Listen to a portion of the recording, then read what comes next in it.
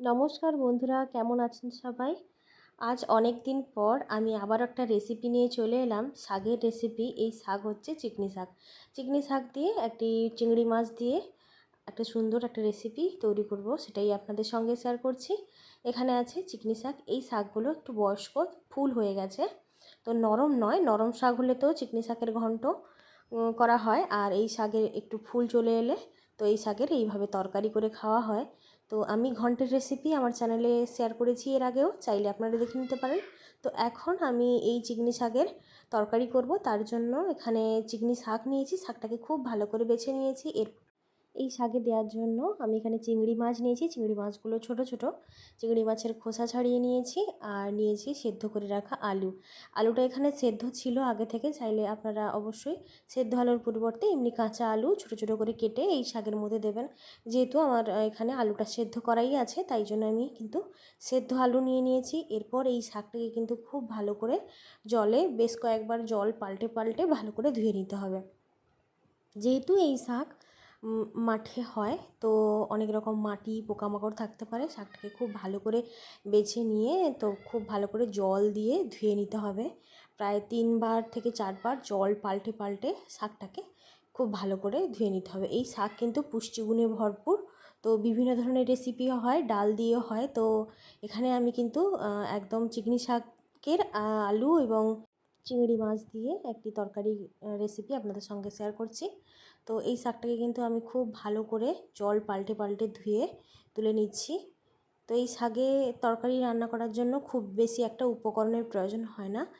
একদম অল্প উপকরণ এবং অল্প সময়ের মধ্যে কিন্তু এই শাকের তরকারি তৈরি হয়ে যায়, আর খেতে কিন্তু দুর্দান্ত লাগে গরম গরম ভাতের সঙ্গে। এই চিকনি শাকের তরকারি থাকলে আর অন্য কোনো রেসিপি কিন্তু আর লাগবে না।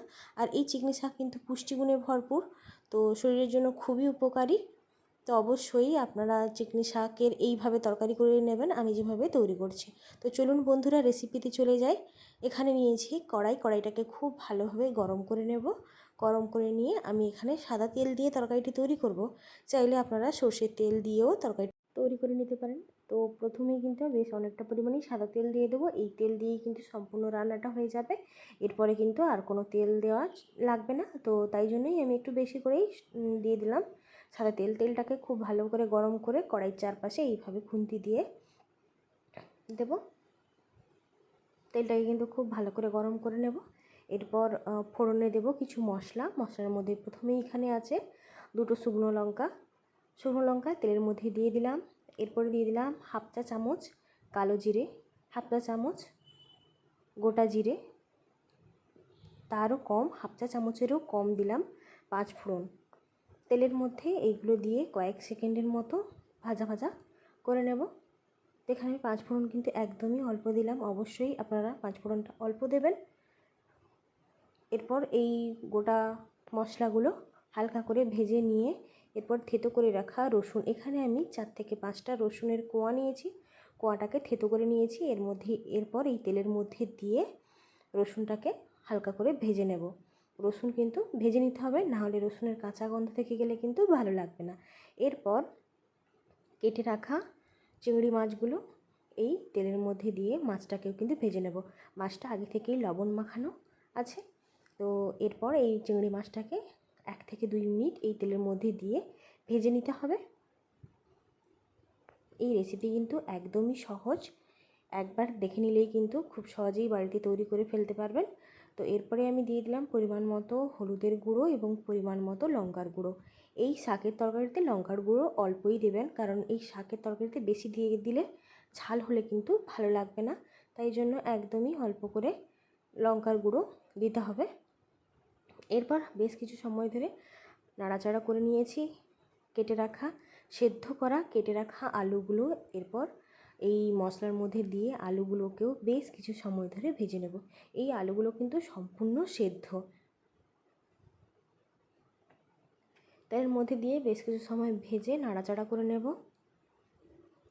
4 থেকে 5 মিনিট মতন কিন্তু এই আলুটাকে ভেজে নিতে হবে। মশলার মধ্যে এইভাবে আলু নাড়াচাড়া করে বেশ কিছু সময় ভেজে নেব। তো আমি মশলার মধ্যে তেজপাতা দিতে ভুলে গেছিলাম, তো এই সময় কিন্তু আমি একটা তেজপাতা দিয়ে দিলাম। এরপরে দিয়ে দিলাম পরিমাণ মতো লবণ, লবণটা একটু কমই রাখবেন, কারণ এই শাক কিন্তু দিয়ে দেওয়ার কড়াইতে দিয়ে দিলে একদমই অল্প হয়ে যায়। তাই প্রথমেই যদি বেশি করে লবণ দিয়ে দেন তাহলে কিন্তু তরকারিটা লবণ হয়ে যেতে পারে অতিরিক্ত, তাই একদম অল্প করে লবণ রাখবেন। বেশ কিছু সময় কিন্তু আমি আলুগুলোকে ভেজে নেব। এরপর এইভাবে খুন্তি দিয়ে কিছু আলু আমি কিন্তু ভেঙে দিচ্ছি এখানে। অবশ্যই আপনারা কিছু আলু ভেঙে দেবেন, তাহলে দেখবেন তরকারির স্বাদ হবে দ্বিগুণ। তো এরকম আলুগুলোকে বেশ কিছুটা ভেঙে ভেঙে দিয়ে হালকা নাড়াচাড়া করে নিয়েছি। বেশ কিন্তু আলুটা ভাজা ভাজা হয়ে গেছে। এরপর এই আলুর মধ্যে একদম অল্প করে জল, বেশি জল দিয়ে ফেলবেন না, একদম অল্প জল দিয়ে একটু ফুটিয়ে নেব আলুটাকে।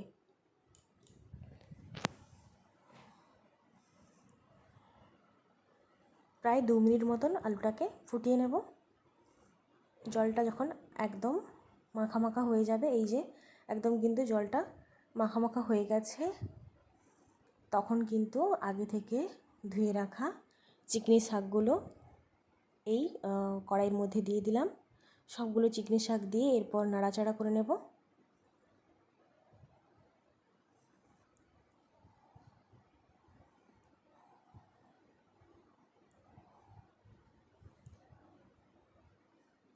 এই শাক দিয়ে কিন্তু গ্যাসের ফ্লেম হাই রাখতে হবে, দিয়ে কিন্তু খুব ভালোভাবে মিশিয়ে নিতে হবে।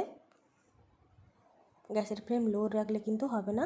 আর এই তরকারিটা একদম শুকনো শুকনো হবে, তাই জন্যই কিন্তু একদম জল থাকলে ভালো লাগবে না। এই শাক কিন্তু খুব অল্প সময়ের মধ্যেই সেদ্ধ হয়ে যায়। বেশিক্ষণ নাড়াচাড়া করলে এই শাক কিন্তু খেতে একদমই ভালো লাগে না, বরং তেতো হয়ে যায়, কষা লাগে। তো তাই জন্যই অল্প সময়ের মধ্যেই কিন্তু এই শাকের তরকারি তৈরি হয়ে যায়। তো অল্প সময় গ্যাসের ফ্লেম হাই করে রাখলেই দেখতে পাবেন শাক একদম অল্প হয়ে যাবে। আর আলুর সঙ্গে একদম ভালোভাবে মিশিয়ে দিয়ে নাড়াচাড়া করে নেব খুব ভালোভাবে। তো এইরকম নাড়াচাড়া করতে করতে দেখতে পাবেন শাকের কালার কিন্তু একদম চেঞ্জ হয়ে যাবে আর শাক কিন্তু সেদ্ধ হয়ে যাবে। আমি বেশ কিছু সময় কিন্তু এইভাবে নাড়াচাড়া করে নিয়েছি।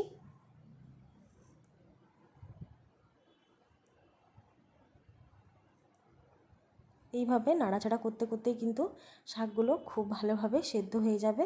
শাক সেদ্ধ হয়ে গেলে আগে থেকে কেটে রাখা পেঁয়াজ এই শাকের মধ্যে অ্যাড করে দিতে হবে।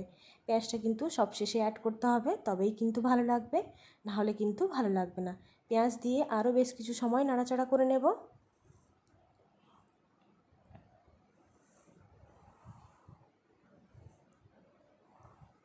পেঁয়াজ দিয়ে আরও 2 থেকে 3 মিনিট নাড়াচাড়া করে নিলেই কিন্তু এই শাকের তরকারি তৈরি হয়ে যাবে। এই যে শাকের তরকারি কিন্তু হয়ে গেছে। তো এই সময় আমি গ্যাসের ফ্লেম অফ করে দেব। এই শাকের তরকারি কিন্তু এরকম মাখো মাখো তরকারি তৈরি হবে, কোনো রকম ঝোল কিন্তু এর মধ্যে থাকবে না।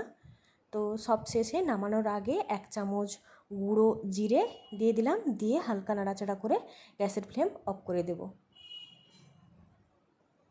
খুব সহজে এবং কম সময়ের মধ্যে কিন্তু এই শাকের তরকারি হয়ে যায়, আর এই শাক খেতে কিন্তু খুবই ভালো লাগে। তো অবশ্যই একবার এইভাবে শাকের তরকারি তৈরি করে নেবেন।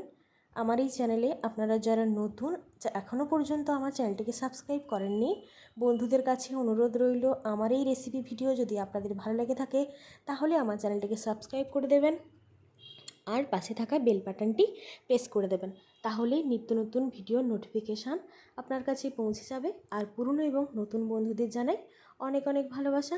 এই যে শাকের তরকারি কিন্তু একদম হয়ে গেছে। এরপর আমি একটি পাত্রে তুলে নিয়েছি শাকের তরকারি। এই যে এইরকমভাবে মাখো মাখোভাবে একদম চিকনি শাকের এই রেসিপি কিন্তু তৈরি।